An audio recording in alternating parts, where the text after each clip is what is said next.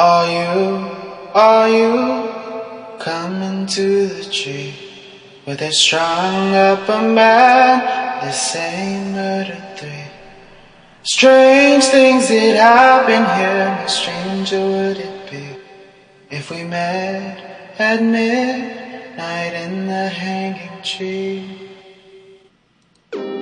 Welcome to Strange Things, broadcasting from the Raimundo Rios Mayo Library in Arcanasa.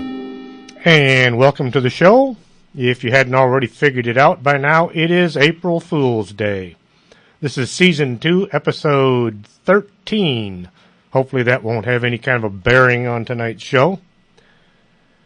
Ancient cultures, including those of the Romans and the Hindus, celebrated New Year's Day on or around April 1st. It closely followed the venereal equinox, which was March 20th or 21st. In medieval times, much of Europe celebrated March 25th, the Feast of Annunciation, as the beginning of the new year. In 1582, Pope Gregory the 19th ordered a new calendar, the Gregorian calendar, to replace the old Julian calendar. The new calendar called for New Year's Day to be celebrated January 1st. That year, France adopted the reformed calendar and shifted their New Year's Day. Many people either refused to accept the new date or they didn't get the memo, and they continued to celebrate New Year's Day on April 1st. Other people began to make fun of these traditionalists, sending them on fool's errands or trying to trick them into believing something false. Eventually, the practice spread throughout Europe. April 1st, 1996. The Taco Bell Corporation took out a full-page ad that appeared in 6 major newspapers announcing it had bought the Liberty Bell and was renaming it the Taco Liberty Bell. Hundreds of outraged citizens called the National Historic Park in Philadelphia, where the bell was housed, to express their anger. Their indignation was finally calmed when Taco Bell announced later that day it was all just a joke. The best line of the day came when White House Press Secretary Mike McCurry was asked about the sale. And thinking on his feet, he responded that the Lincoln Memorial had also been sold. He said it would now be known as the Ford Lincoln Mercury Memorial. A lot of folks didn't realize it was April 1st. April 1st, 1957. The respected BBC News show Panorama announced that thanks to a very mild winter and the virtual elimination of the dreaded spaghetti weevil, Swiss farmers were enjoying a bumper spaghetti crop. It accompanied this announcement with footage of Swiss peasants pulling strands of spaghetti down from trees. Huge numbers of viewers were taken in. Many called the BBC wanting to know how they could grow their own spaghetti tree. To this, the BBC diplomatically replied, "Place a sprig of spaghetti in a tin of tomato sauce and hope for the best." Even the Director General of the BBC later admitted that after seeing the show, he checked in an encyclopedia to find out if that was actually how spaghetti grew. April 1st, 1883. Actor, director, and all-around movie personality Lon Chaney was born. Now, for those of you who don't know who Lon Chaney was, he starred in the Phantom of the Opera. He had been born to deaf parents in Colorado in 1883. Actor Lon Chaney, not to be mistaken for his son, Lon Chaney Jr., was a master of pantomime on the big screen during the silent film era. He played numerous supporting roles until The Miracle Man, 1919, made him a star. Known as the Man of 1,000 Faces, Chaney was famous for his ability to transform himself through the use of makeup. In fact, Chaney did most of his own makeup and created his monstrous looks using things few folks today would consider applying to their skin. He often played grotesque or dual characters in films, including The Unholy Three. He is best known for his performance in The Hunchback of Notre Dame and The Phantom of the Opera. Chaney died in 1930 in Los Angeles, California.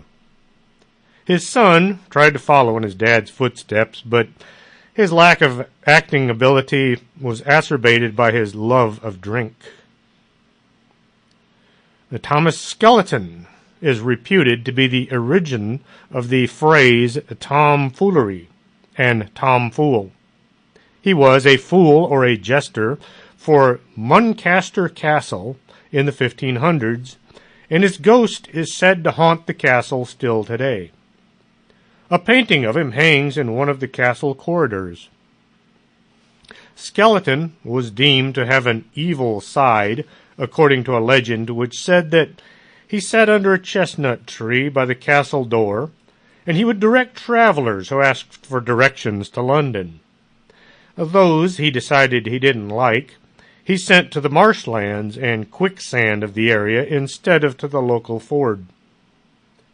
Another legend states that he was ordered by Sir Ferdinand Pennington, lord of the castle, to cut the head off of a local carpenter who was unwise enough to have fallen in love with Hellwise, Sir Pennington's daughter. Since 1986, press releases for the New York City April Fool's Day Parade, which doesn't exist, have been issued every year, and people still show up looking for the parade. The Scottish folks enjoy taking the piss out of their comrades so much that they've extended the holiday into a second day. April 1st was traditionally Hunt the Gawk Day, although the name is fading out. A gawk means cuckoo, and sending a mate on a fool's errand is the name of the game. You would ask someone to deliver a sealed message asking for help, the contents of which instructed the recipient to pass it along and continue the chain. The second day is known as Tally Day, which seems to have spawned the infamous Kick Me sign and numerous other posterior jokes. In Portugal, the Sunday and Monday prior to Lent is when the Portuguese celebrate April Fools, and they have embraced one prank as their own, throwing flour on people. Well, it beats getting kicked. April 1st isn't the only date where people all over the world participate in something that particular date is known for. How about everyone's least favorite date, Friday the 13th? The fear of the number 13 has been given a scientific name, triskaidekaphobia. And an analogy to this is the fear of Friday the 13th, which is called paraskevidekaphobia, from the Greek word paraskivi, meaning Friday, and Decaterius, meaning 13. The superstition surrounding this day may have arisen in the Middle Ages, originating from the story of Jesus' Last Supper and crucifixion, in which there were 13 individuals present in the upper room on the 13th of Nisan Monday, which was a Thursday. While there is evidence of both Friday and the number 13 being considered unlucky, there is no record of the two items being referred to as especially unlucky in conjunction before the 19th century. We're going to take a brief pause here, play a couple of commercials, so don't go away. We'll be right back. You're listening to Arkanasa Radio.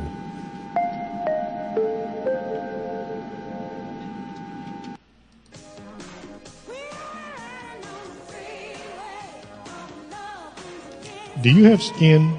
Would you like to take better care of it? Call Lourdes James, independent beauty consultant, and set up an appointment. Call 723-3019.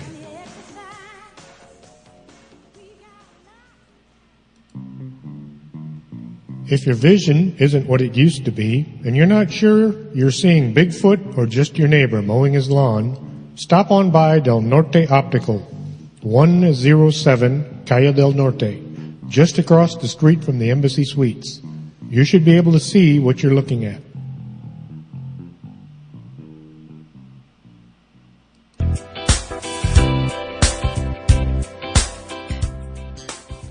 Looking for a great cup of coffee? Swing on by the Organic Man Coffee Trike, 1002 Iturbide, suite number 7. Not a coffee drinker? They have hot chocolate, hot tea, and sometimes muffins and cookies.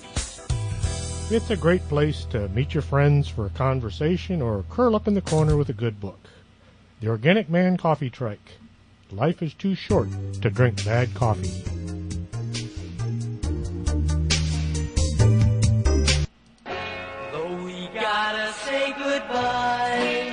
No, don't say goodbye. Stay with us. This is Arcanasa Radio. Quédate con nosotros. Estás escuchando Arcanasa Radio.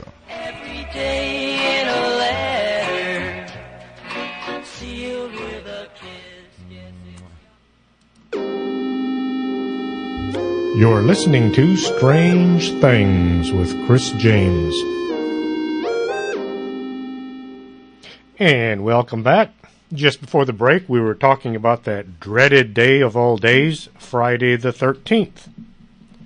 A suggested origin of the superstition, Friday the 13th, came from October 1307, when Philip IV of France arrested hundreds of Knights Templar.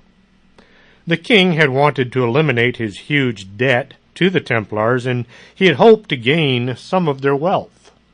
See, if you accused someone of being a heretic, you were rewarded by receiving some of their property. And none of the Templars' treasure was ever found. In some Spanish-speaking countries, instead of Friday, they have Tuesday the 13th considered as a day of bad luck. The Greeks also consider Tuesday, and especially the 13th, an unlucky day. Tuesday considered dominated by the influence of Ares, the god of war, the Mars in the Roman mythology. The fall of Constantinople to the Fourth Crusade occurred on a Tuesday, April 13th, 1204, and the fall of Constantinople to the Ottomans happened on a Tuesday, May 29th, 1453. Events that strengthen the superstition about Tuesdays. In addition, in Greek, the name of the day is Triti, meaning the third day of the week, adding weight to the superstition since bad luck is said to come in threes. In Italian popular culture, Friday the 17th is considered a day of bad luck. The origin of this belief could be traced in the writing of number 17 in Roman numerals. It spells out the word vixi, which translates to I have lived, which implies death is coming soon. Nowadays, with the Americanization of young people in Italy, they consider Friday the 13th unlucky as well. According to the Stress Management Center and Phobia Institute in Asheville, North Carolina, an estimated 17 to 21 million people in the United States are affected by a fear of this day, making it the most feared day and date in history. Some people are so paralyzed by fear that they avoid their normal routine in doing business, taking flights, or even getting out of bed. It's been estimated that between $800 or $900 million is lost in business on Friday the 13th. Most buildings don't have a 13th floor, even though they might have a 14th floor that Come on, we all know it's the real number. Mary Kay headquarters in Dallas has a 13th floor, and Mary Kay had her office there. She had started her business on Friday the 13th. March used to be the first month of the year. It was named for Mars, the god of war, by ancient Romans. April goes way back, before January and February were added to the end of the year by King Numa Pompilius around 700 BC. Up until then, the year was 10 months long, but still had 365 days. April was the second month of the Roman calendar year. Around 450 BC, April was rearranged into the fourth slot and was assigned 29 days, with the introduction of the Gregorian calendar by Pope Gregory IX in 1582. An extra day was added, and even though it took Mother Goose a while to standardize the rhyme, we've been able to count on 30 days hath April ever since. The month May was named for the Greek goddess Maya, who was identified with the Roman goddess of fertility. June is named after the Roman goddess Juno, the goddess of marriage and the wife of the supreme deity Jupiter. July was named by the Roman Senate in honor of the Roman general Julius Caesar, being as that was the month of his birth. After Julius' grandnephew Augustus defeated Mark Antonio and Cleopatra, that's Mark Antony and Cleopatra, became emperor of Rome, the Roman Senate decided that he too should have a month named after him. The month Sextilius was chosen for Augustus, which was the 6th month in the original 10-month Roman calendar under Romulus in 753 BC. August is the month with the highest birth rate in the United States. September kept its original name from the Roman calendar, in which septem means 7 in Latin. September was named during a time when the calendar had 10 months, which is why its name no longer corresponds with its placement in the Julian or the Gregorian calendar. October was the 8th month. November was the 9th month of the ancient Roman calendar. December means 10, as in the 10th month of the calendar. January is named for Janus, the god of the doorway. I had no idea there was a god of the doorway. The name has its beginnings in Roman mythology, where the Latin word for door, Janua, is morphed into the month January, which is the door to the year. The Roman month Februarius was named after the Latin term februum, which means purification, via the purification ritual Februa, held on February 15th, the full moon in the old lunar Roman calendar. Well, how about the days of the week? What were they named for? Sunday, well, the name comes from the Latin Dies Solis, meaning sun's day, the name of a pagan Roman holiday. It is also called Dominica, Latin, for the day of God. The Romance languages derived from ancient Latin language, such as French, Spanish, and Italian, retain that root. Monday is named after the moon in many languages. The god Tyre, or Tew, identified with Mars, after whom Tuesday is named. Well, then things get a little weird. Wednesday is named originally after Mercury, the god of commerce and merchandise, who was considered swift in travel from place to place. Uh-oh, guess what day it is? Guess what day it is? Huh? Anybody? Julie, hey, guess what day it is? Oh, come on, I know you can hear me. Mike. What day is it, Mike? Leslie, guess what today is? It's hump day. Woo-hoo! Ronnie, how happy are folks who save hundreds of dollars switching to Geico? I'd say happier than a camel on Wednesday. Hump day! Get happy. Get Geico. 15 minutes could save you 15% or more. The English name comes from Wednesday, which is Day of Woden. Woden was the name we know as Odin. He was the head god in Germanic and Norse mythology. So why did we suddenly switch from Latin to Norse? Since we had a day named for Odin, we needed a day for his number one son, Thor. Thus, Thursday, or Thor's Day, was created. The name Friday comes from the Old English Freitag,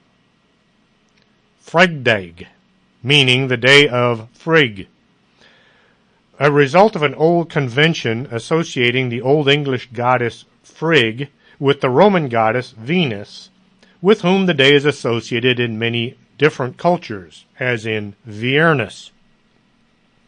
The same holds true for Freitag in Old High German, Freitag in Modern German, and Vrijdag in Dutch. Good Lord, I don't speak any of those languages. The Romans named Saturday Saturni Dies, or Saturn's Day. So we're back to Romans naming days of the week. Saturn is named for Saturn the god, not the planet. Now, here are a few other dates that people find significant. January 3rd is known as the Festival of Sleep Day. It is an opportunity to sleep in. Why January 3rd? Well, why not? People say this is the perfect date for a festival of sleep. The holidays are over. It's cold outside, if you don't live in Laredo. It's a good time to hibernate. January 10th is Peculiar People Day. This day is in honor of unique, different people, out of the ordinary, extraordinary, unusual, strange, odd, uncommon, intriguing, different, abnormal, and quirky. If you don't know anyone who's odd or bizarre, maybe you are that person for everyone else. So consider this to be your day. Today is a day to look for the good in your peculiar acquaintances. February 2nd is Groundhog's Day. In Punxsutawney, Pennsylvania, the groundhog, Punxsutawney Phil, is pulled from his burrow and asked to give us his weather prediction for the next few weeks. According to legend, if the groundhog sees his shadow, there will be 6 more weeks of winter. He then returns to his den and goes back to sleep. If, however, he does not see his shadow, he plays around outside of his hole for a while. If he doesn't see his shadow, spring is just around the corner. The Groundhog's Day tradition comes from German roots. In the early 1800s, German immigrants to America brought the tradition of predicting winter weather on February 2nd. In their native Germany, they had used hedgehogs to predict the weather. As they settled in the hills of Pennsylvania, they began the tradition using the groundhog to predict the arrival of spring. The tradition is based upon Candlemas, the day that is the midpoint between winter and spring. For the record, Phil sees his shadow about 9 out of 10 times. If you never saw the movie Groundhog's Day, what are you waiting for? I watch it every year, sometimes twice. It's right up there with Scrooged. There are folks out there that have too much time on their hands, and so they begin to dissect the movie, trying to figure out exactly how long Phil Connors is trapped in his time loop. So someone got busy with a calculator and a few dozen notebooks.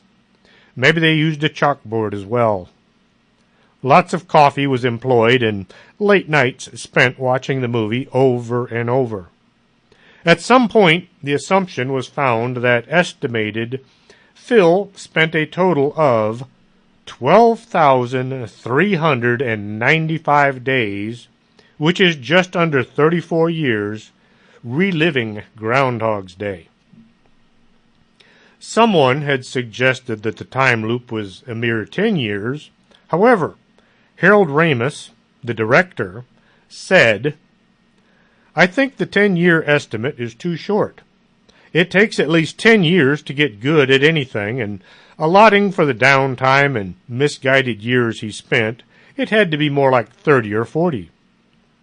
So Phil is guesstimated to spend around 30 years reliving the same day over and over, with the ultimate curse of remembering each and every repetition. That's an awful lot of 'I got you, babe.'" Leap Day is every 4 years, and it won't happen again until 2020. It's every 4 years except 4 years ending with a double zero that are not divisible by 400. The year in which leap day occurs is called leap year. How many of y'all are confused by that last bit? Here's the long and short of it. It takes the Earth 365.242190 days to orbit the Sun. Someone sat down and figured this out. So, it's just over 365 days. Each year, we would lose about 25% of one day, so we get to add a day every 4 years, but then skip a year now and then just to make things close enough for government work. So February has 28 days in it, until leap year when it gets one more day. Sue Heck was born February 29th, 1996. This leads to her birthday being celebrated on inconsistent dates, which also adds to her already unsteady life. And who is Sue Heck? You're going to have to watch the middle to find out. We're going to take a break here, play a couple of commercials. We'll be right back after this, so don't go away. You're listening to Arkanasa Radio.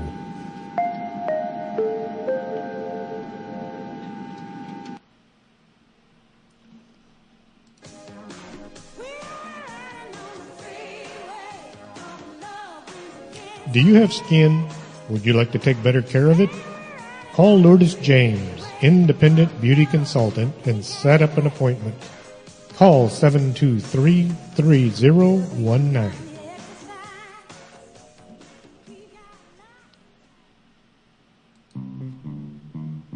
If your vision isn't what it used to be, and you're not sure you're seeing Bigfoot or just your neighbor mowing his lawn, stop on by Del Norte Optical, 107 Calle del Norte, just across the street from the Embassy Suites.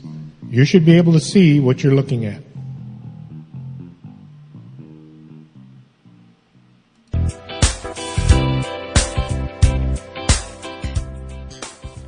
Looking for a great cup of coffee? Swing on by the Organic Man Coffee Trike, 1002 Eaterby Day, suite number 7.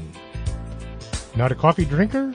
They have hot chocolate, hot tea, and sometimes muffins and cookies.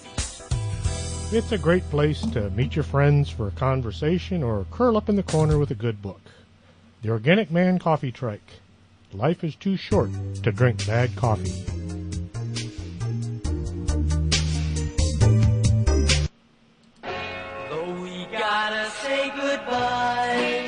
No, don't say goodbye. Stay with us. This is Arkanasa Radio. Quédate con nosotros. Estás escuchando Arkanasa Radio.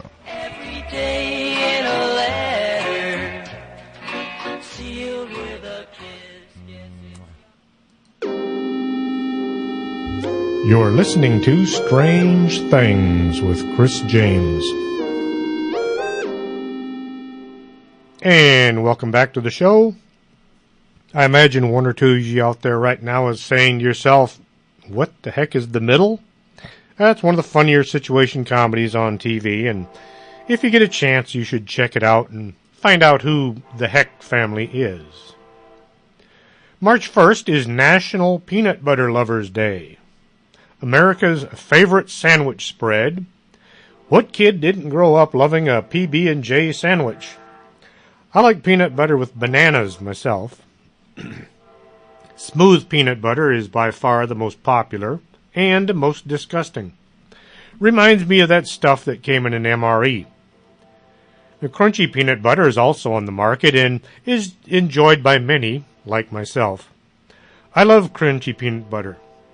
Peanut butter is not limited to a peanut butter and jelly sandwich. It's popular on crackers, celery, and just about anything you can spread it on. It's also used in recipes for cookies and snacks. And don't forget about the peanut butter candy out there. Too bad that most brands of peanut butter is saturated with hydrogenated oil. That's poison we discussed a few shows back. Now, don't let that stop you. There are plenty of brands that don't want you to die before your time. Just read the label before you buy. Which would you rather? Save some money or save your health? March 5th is Multiple Personality Day and is an opportunity to get in touch with your inner selves. Someone with a split personality has two distinct personalities. Someone with multiple personalities has more than two personalities. It's a psychological disorder that we hope none of our listeners have. Back when I was a firefighter, there was a girl, or woman, who lived in League City. You'd see her walking along the side of the road. She looked to be about 60 or 70 years old. She wore an old hat with a veil and a black dress. She had a bit of a limp, and she had to use a cane to walk. But then, sometimes you'd see her in a t-shirt and short pants skipping along the side of the road. This was her as a teenager. She was known as Sybil due to all of her manifestations. She had several other personalities that you would meet from time to time. She'd spend her nights at the Kima Steakhouse and always ordered 2 meals, one for her and one for the other person. Usually the night would end with her or her invisible friend getting mad and storming out the door. The waitresses didn't worry. They just called Sybil's folks and they'd come by and pay her tab. If you've read my books, The Bogus Anomalous Group, 1 through 5, you'll find someone a lot like her lurking around in several of the stories. Extraterrestrial Abduction Day is on March 20th of each year. Keep your eyes on the sky and be ready to duck, dodge, hide, or make a run for it. UFOs may be everywhere, looking to abduct humans. If you are not careful, perhaps they will find you. Of course, there are more than a few people out there who are looking to be abducted by aliens so they can travel to another planet. I hope that probe thing doesn't ruin their adventure. Celebrate the day by reading and watching science fiction stories about UFOs and extraterrestrials, and make sure to keep out of sight of extraterrestrials. April 1st through the 8th is Bat Appreciation Week. They get a whole week plus one. I like bats, which is a good thing because my birthday falls at the very end of Bat Appreciation Week. I'll be 59 years old, and I feel every second of it. World Circus Day is held on the 3rd Saturday of every April. The 8th World Circus Day will be held April 15th in 2017. This is the biggest common international festival of the circus community around the globe. This is a special opportunity to celebrate together, to get more supporters and fans of the art of happiness. The Fédération Mondiale du Cirque, I guess that's French for circus, asked that all of its partners the circuses of all kinds, circus friends, schools, and other organizations to find a partner and plan and host a World Circus Day event. If you're looking for something to celebrate in April, well, how about Circus Day? There's not much going on in May, so if you want to get your very own day, this would be the month to go for. There is one big event held on May 26th. It's World Dracula Day. You're supposed to celebrate all things Dracula. Now I wonder if you can celebrate Vlad Tepes along with Dracula, since Vlad is the real-life guy the book was based on. No, you can't go around impaling people. It's not that kind of day. Just watch an old Bela Lugosi movie or read the book. You might even get away with watching Nosferatu on that day. June has the 19th annual Mike the Headless Chicken Festival, June 2nd and 3rd, in Fruita, Colorado. Mike the Headless Chicken was in fact a rooster, but the name stuck as Headless Chicken. This festival is dedicated to the amazing story of one chicken, rooster, will to live. Events such as a 5K run, disc golf tournament, a wing and peep eating contest, live music, delicious food, and artisan booths make this a weekend to remember. Who was Mike the Headless Chicken?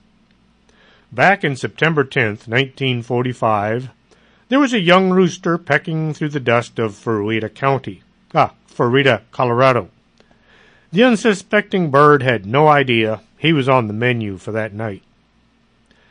Clara Olson had spotted the rooster and decided he would make a nice dish for the evening. Lloyd Olson was sent with axe in hand to dispatch the bird and make him part of their meal. Nothing about this task turned out to be routine. Lloyd knew his mother-in-law would be dining with them, and she had a thing for the neck. He grabbed the rooster and walked to the stump to do what was needed. Since his mother-in-law liked chicken neck, he tried to chop as close to the head as possible. If you've never dispatched a chicken or a rooster, they tend to run around a lot immediately after decapitation. If you're not careful, they'll run right out of the yard. Dead, but still moving. And kind of like a zombie bird. Well, Mike did more than run. He went back to trying to pick grain from the ground with what used to be his beak. The headless bird went on with his life as if no longer having a head was just something you dealt with. None of the other chickens seemed to notice, but then chickens aren't known for their perception. There's no mention of what was served for dinner since the headless bird was not on the menu that night. Lloyd Olson found Mike still walking around the next day. Figuring this bird was not meant to be eaten, Olson got some grain and some water and dribbled it down the opening in Mike's neck. And chickens don't chew their food. They grind it in their gizzards. A week into Mike's new life, Olson packed him up and took him 250 miles to the University of Utah in Salt Lake City. The skeptical scientists were eager to answer all the questions regarding Mike's amazing ability to survive with no head. It was determined that the axe blade had missed the jugular vein and a clot had prevented Mike from bleeding to death. Although most of his head was in a jar, most of his brain stem and one ear was left on his body. Since most of the chicken's reflex action are controlled by the brain stem, Mike was able to remain quite healthy. In the 18 months that Mike lived as the Headless Wonder Chicken, he grew from a mere 2.5 pounds to nearly 8 pounds. In an interview, Olson said Mike was a robust chicken, a fine specimen of a chicken except for not having a head. Miracle Mike took on a manager, and with the Olsons in tow, set out on a national tour. Curious sideshow patrons in New York, Atlantic City, Los Angeles, and San Diego lined up to pay 25 cents to see Mike the Wonder Chicken. He was valued at $10,000, and so they insured him for that amount. His fame and fortune had earned him recognition in Life as well as Time magazine. It goes without saying there was a Guinness World Record in all this as well.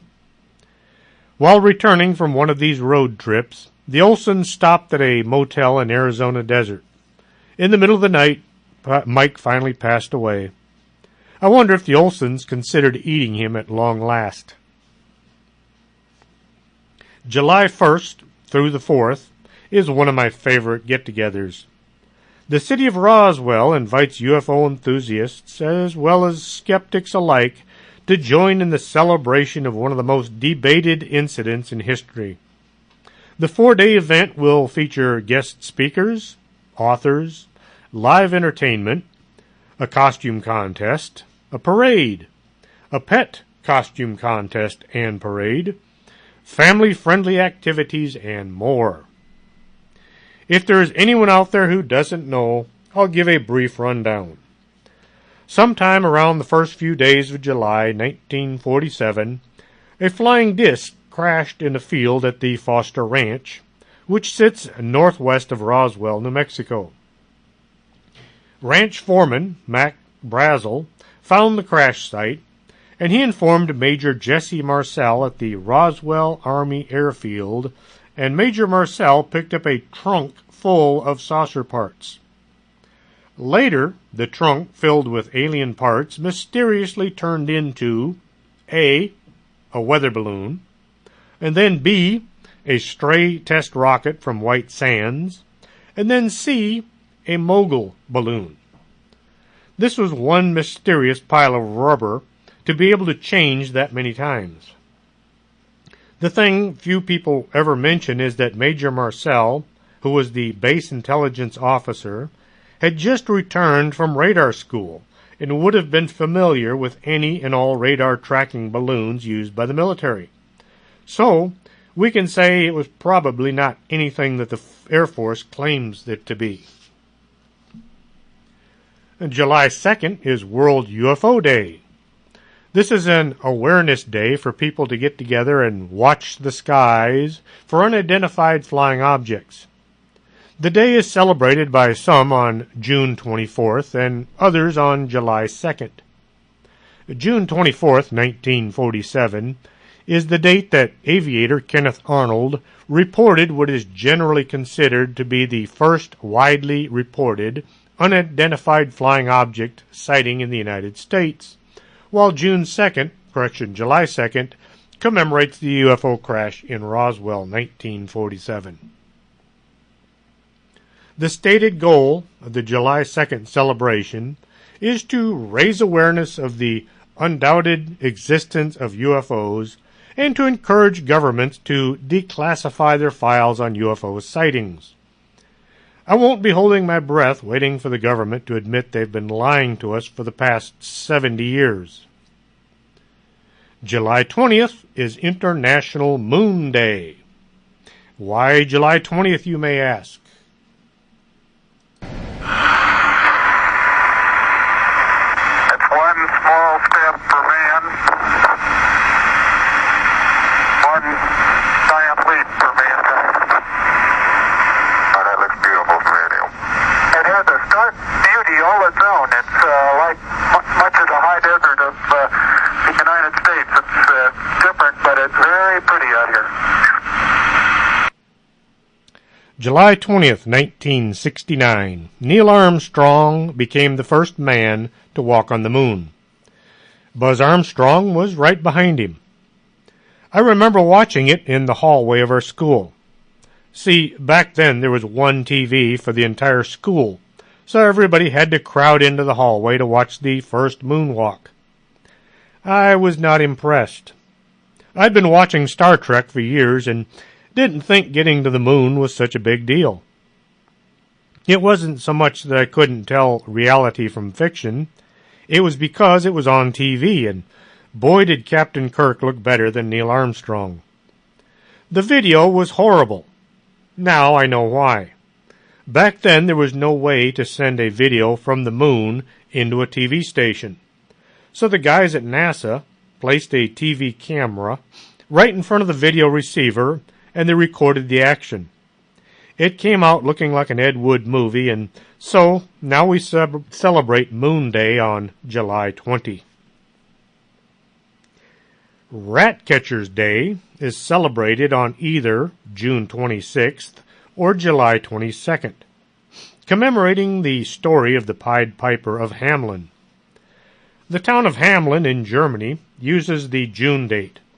The confusion of dates is because the brothers Grimm cite June 26th, 1284, as the date the Pied Piper led the children out of town, while the poem by Robert Browning gives it as July 22nd, 1376. Well, this is the holiday to remember rat catchers. It's kind of like Secretary's Day. August 1st through the 6th is International Clown Week. I don't know about you, but I find clowns kind of creepy. Did you hear about all those weird clown sightings all over the country? That did nothing to help alleviate this whole I don't trust clowns thing. And nowadays the clowns in Washington are far more entertaining than the ones in the circus. Now we're going to take a brief pause here, play a couple more commercials, and we will be right back after this, so don't go away. You're listening to Arkanasa Radio.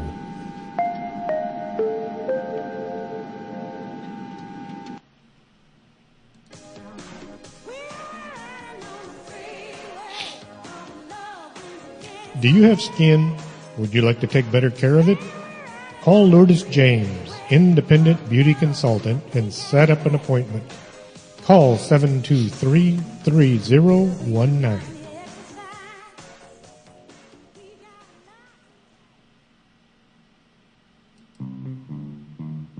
If your vision isn't what it used to be, and you're not sure you're seeing Bigfoot or just your neighbor mowing his lawn, stop on by Del Norte Optical, 107 Calle del Norte, just across the street from the Embassy Suites.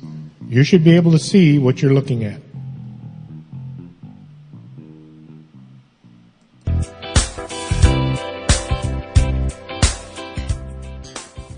Looking for a great cup of coffee? Swing on by the Organic Man Coffee Truck, 1002 Eaterby Day, suite number 7.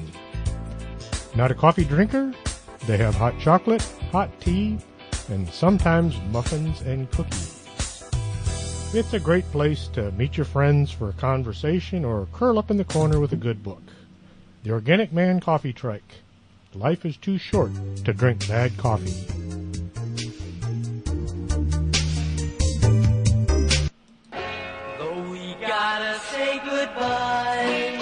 No, don't say goodbye. Stay with us. This is Arkanasa Radio.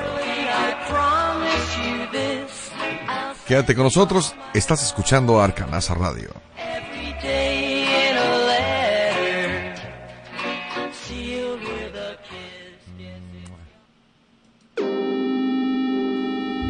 You're listening to Strange Things with Chris James. And welcome back to the show. Now, I just said that International Clown Day was not exactly my favorite thing, but August 7th is National Doll Day. Okay, here's another thing I'm not fond of. Why don't I like dolls? Maybe it's that one episode of Night Gallery where that doll comes to life and kills people. 1969, Season 1, Episode 5. Colonel Masters has arrived home from his assignment in India. He's greeted by his niece and her nanny, Mrs. Danton. He notices that his niece is holding a rather unattractive doll. The nanny had assumed that Masters had sent it to his niece due to the India return address. He did not, and he's concerned over the source. He promises to get his niece a replacement, but his niece likes this one. She says it tells her things late at night. Masters goes ahead and gets his niece a new doll, but his niece refuses it, saying that the first doll hates the new doll and that it has to go back. Masters says she must take the doll and assures his niece that the other one can't really speak. Well, that night, he hears crying in his niece's room. He enters along with Miss Danton, and they see that the new doll has been torn to pieces. The first doll now has an evil smile and is showing a mouth full of sharp teeth. It gets really creepy after that. Just to make things worse, the night that we watched the night gallery, me and my brother were camping out in our backyard. Along about 11 p.m., we couldn't sleep thinking about the doll, so we were just chilling out and talking. My brother noticed a pair of shoes were suddenly visible under the edge of the tent flap. They were basketball shoes. Our dad never wore anything like them, so that ruled him out. We sat there, kind of transfixed by the thought of our coming demise. After several minutes, the shoes, along with whoever or whatever was in them, turned and walked away. Now our yard had a gate that made a lot of noise when you opened it. There wasn't a sound. So that night, neither of us got any sleep. Ah, the fine memories of childhood. We never did find out who it was.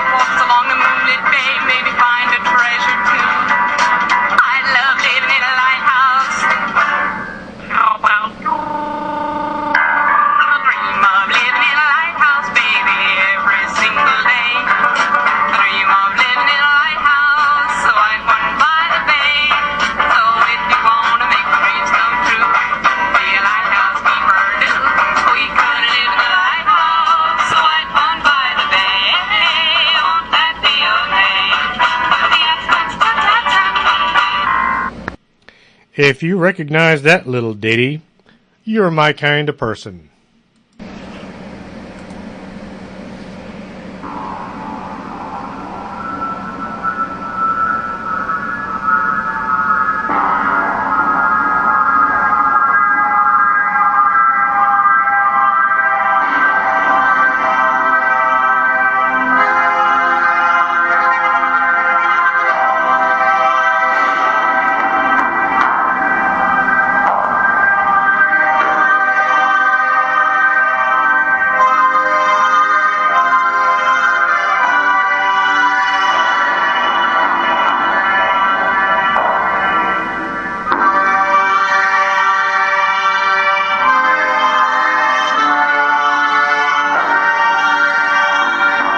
And what does that have to do with anything? Well, August 7th is National Lighthouse Day. The United States Lighthouse Society is a strong supporter of National Lighthouse Day, an annual commemoration of the anniversary of the Federal Lighthouse Establishment, and a day to celebrate lighthouses and the commitment and service of those who tended America's lights for generations. There are some really wild stories about lighthouses out there, and we'll have to do a show on them sometime soon. August 24th is Vesuvius Day. The ancient cities of Pompeii and Herculaneum thrived near the base of Mount Vesuvius, at the Bay of Naples. In the time of the early Roman Empire, 20,000 people lived in Pompeii, and including merchants, manufacturers, and farmers who exploited the rich soil of the region with numerous vineyards and orchards.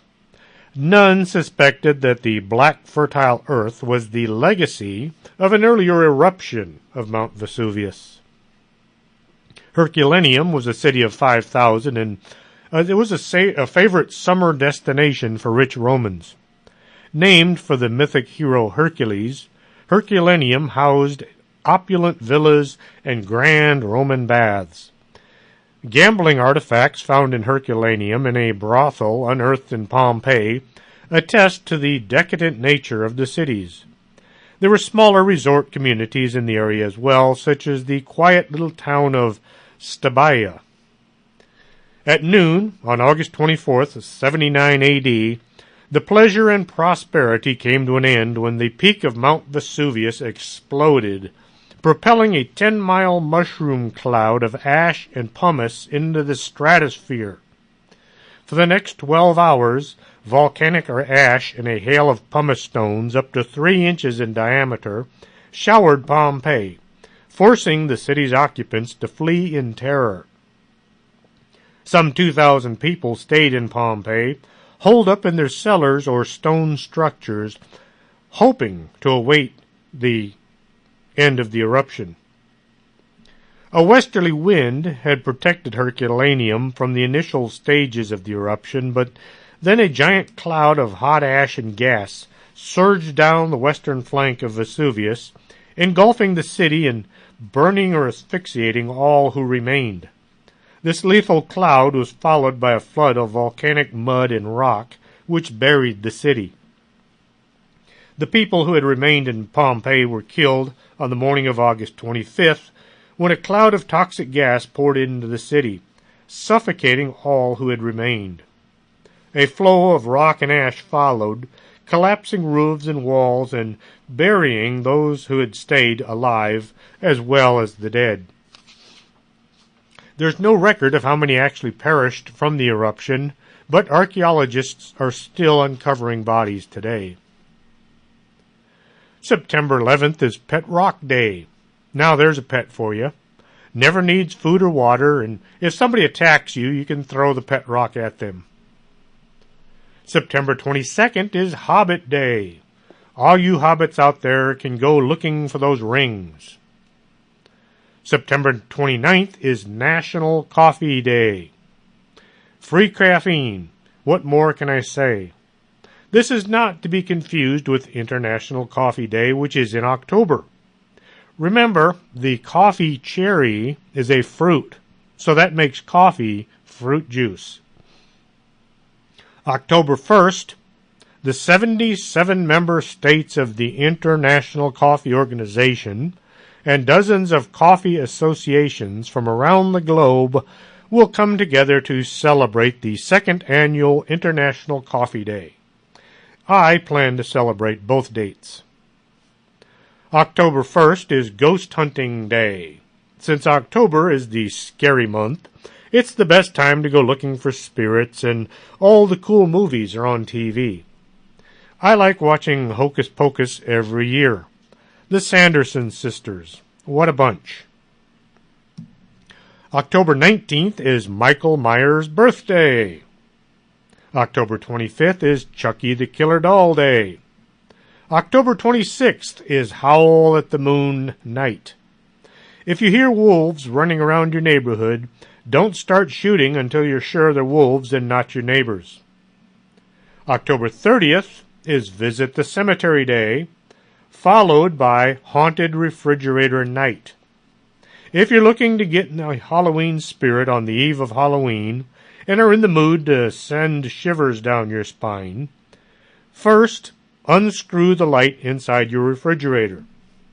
After all is dark and quiet, light a candle or bring a flashlight. You're not allowed to use the light in your home. Venture into the kitchen. After a short pause to gain courage or hype yourself up, pull your refrigerator door open and go where no one has gone in recent memory, to the very back of the fridge. Check all the shelves and go to the depths of the veggie and fruit drawers. What you find will truly be haunting. October 31st is National Magic Day, sponsored by the Society of American Magicians.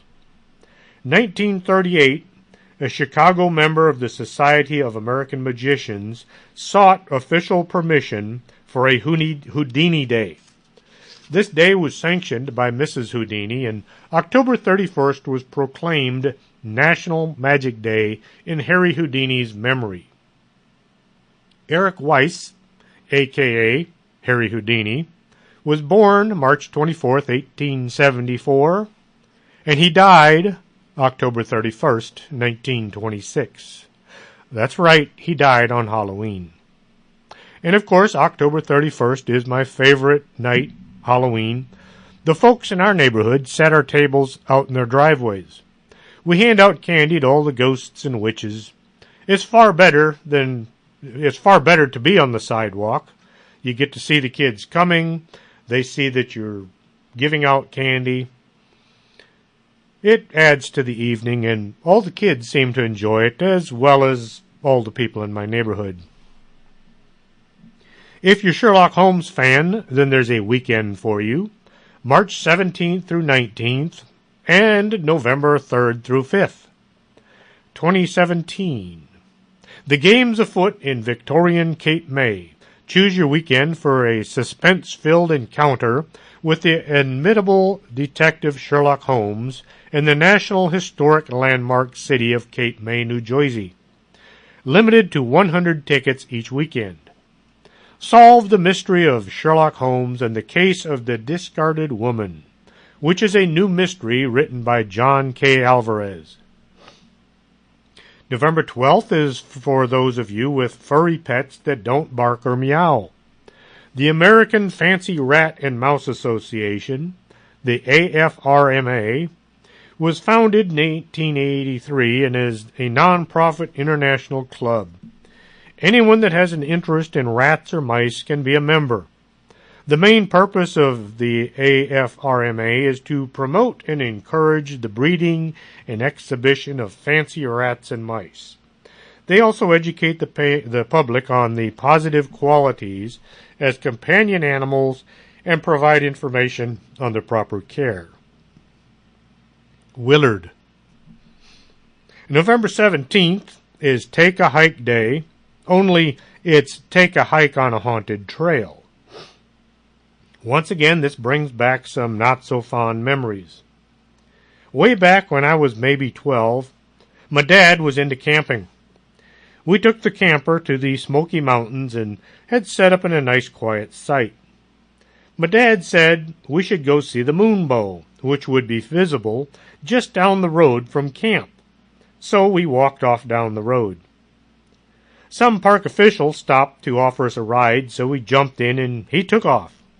He drove for maybe 10 miles before dropping us at the viewing platform. Too bad it was an overcast night. Well, not getting to see anything, it was now time to start walking back. There were bears in the woods, and people used to get killed back in that time. We weren't too concerned because the trails were well lit. So we walked along the road. We walked along trying to not act too scared. And then my brother glanced back and said, "They're turning the lights out." Sure enough, as we watched, we saw the lights way down the road were going out, one by one, and the blackness was coming our way. We started walking faster, then we started running. We were trying to stay within the circle of light. The light beside us went out, and then the light ahead of us went out. We were now tearing through the night, hoping to escape with our lives. A car passed the intersection about 100 feet in front of us, and miraculously it stopped. They backed up, and we ran to the doors. It turned out to be some folks that were camping right next to us. They had gone into town to get something, and as they passed the intersection, one of them had thought they'd seen our dad running through the dark. Good thing they'd stopped. We still had another 8 miles to go to camp. December 5th is Krampanacht, a.k.a. Krampus Night. If you ever wonder what happens to the boys and girls that don't behave, a sound thrashing with a birch branch, or they simply disappear. And Krampus likes his dinner bad. The 8th is Pretend to be a Time Traveler Day. The 12th is National Ding-a-Ling Day. Some people say this is the day for wackos, lunatics, and others who are off their rocker. Others say it's simply a day to cut loose and act a little weird. The 16th is National Ugly Christmas Sweater Day, and for unknown reasons, the 31st is known as the Unlucky Day. I hope we've entertained y'all with tonight's show. Maybe now you have a new day to celebrate. Tune in next Saturday for more Strange Things. And if you've enjoyed the show, be sure and check out our archives at strangethings.podomatic.com. Are you coming to the tree where they strung up a man, they say murder 3? Strange things that happen here, no stranger would it be if we met at midnight in the hanging tree.